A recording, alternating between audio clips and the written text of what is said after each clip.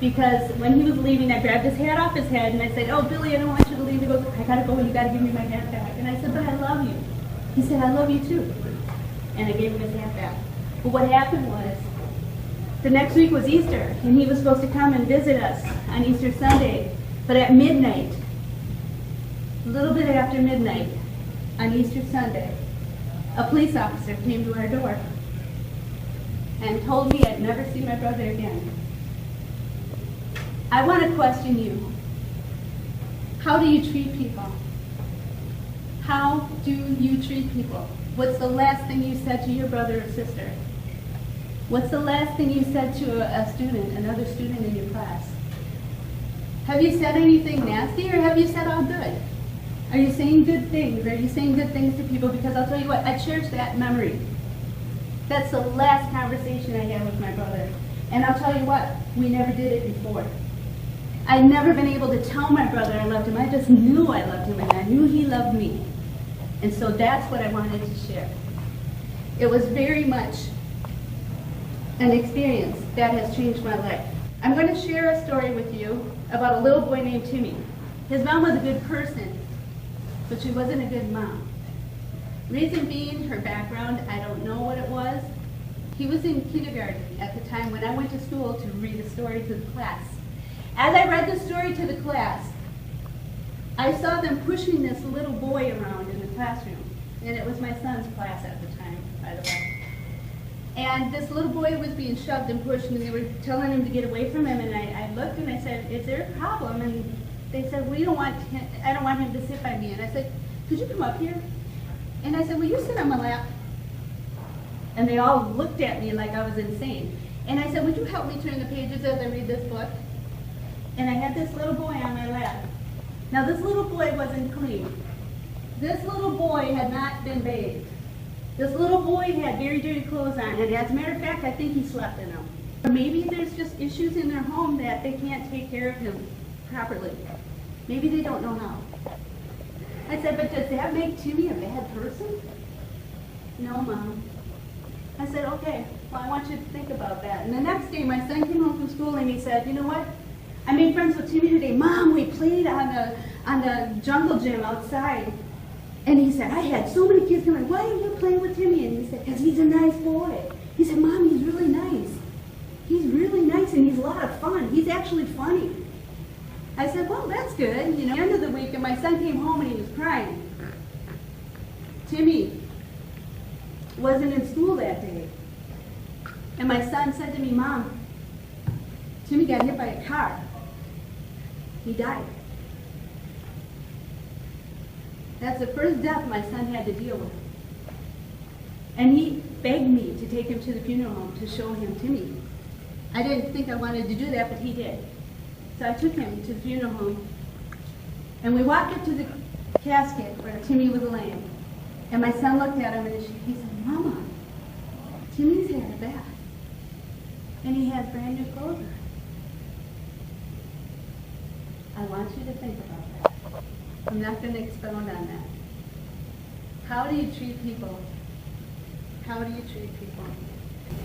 Another story. Jackson, a young man who came into my car. I used to take kids back and forth to school, to high school, junior high, high school. And I drive them to school every day and bring them back home. And Jackson was one of my kids that I drove. And one day he got in my car and he told me a little bit of his background, and he told me that his dad committed suicide a year before, and that his mom was having a problem with drinking. And I told him, I said, "Well, I'm here for you if you need anything." Well, he got in my car one day and he goes, "My mom quit drinking for a whole month." And I'm like, "Yeah, awesome." He goes, "But last night when I went home, she was on the couch and she was laying drunk." He goes, "And I'm so mad at her. I wish she wouldn't have drank because she was doing so good, and now she messed it all up, and now she's doing it again." And I looked at him and I said, "Jackson, wait a minute. You said your mom quit for a whole month? When you go home tonight, why don't you say to your mom, 'Hey, Mom, you made it 30 days. How about 31? How about trying for 31 this time, Mom?' How about encouraging her? Because when she hears you say that you know she can do it, she might just do it." I had the opportunity to meet many, many challenges. You see, when I was 15 years old, how many of you are 15? God bless you. You know what? I was pregnant. I had a baby at 16, girls. You're not ready for that. I wasn't ready for that.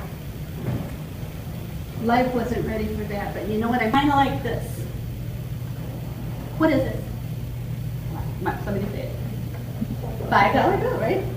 Sounds like a $5 bill, don't it? It's $5. $5, it's got value. It's worth $5, okay? What's this? $5 bill. It's got a little more value than the last one I just showed you. There's a difference between this $5 bill and that other $5 bill. This one's older. But that's not why it's more valuable. It's a silver certificate. So it's got a value of about $6.50. $1.50 more than this one. But if I took this to the store to spend it, it'd only be $5 worth.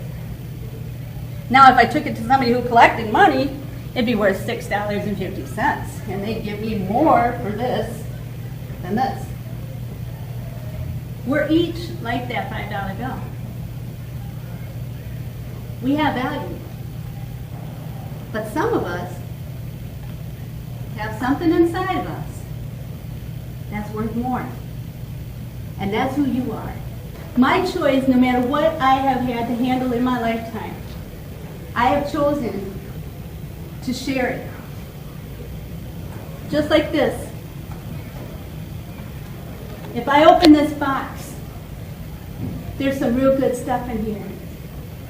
Grandma used to she'd get a box of this, and it was her gift. Somebody would give her a box of candy, and she'd wait till I came over, and then she'd open it, and then she'd share it. And she'd let me have the first piece. I could have whatever piece I wanted.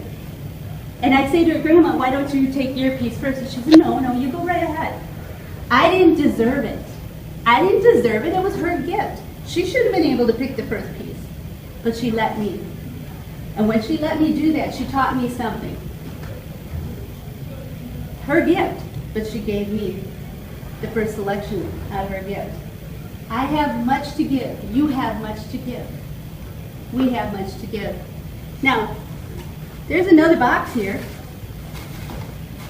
And what I have in here is a gift. But when I open it up, this is all about you. This box represents you. You've made a commitment. Had I not had my grandma in my life would have been a lot different.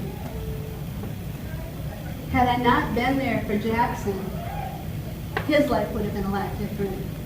Had my son not been there for Timmy, his life would have been a lot different.